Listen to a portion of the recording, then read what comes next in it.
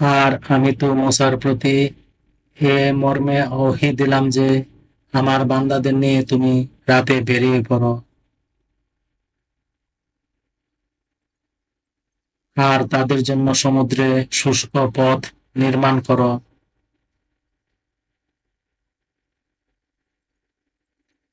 পিছন থেকে এসে তোমাদেরকে ধরে ফেলবে এ আশঙ্কা ও ভয় করো না।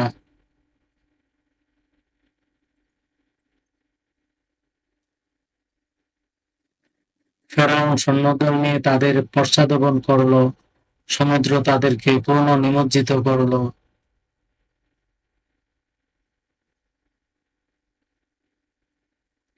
আর ফেরাউন তার জাতিকে ভ্রষ্ট করল এবং সুপথ দেখায়নি।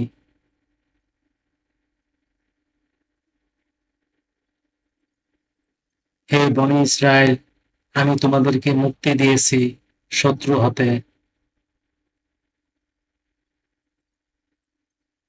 তোমাদের উপর মান্না ও মালোয়া নাজিল করেছি।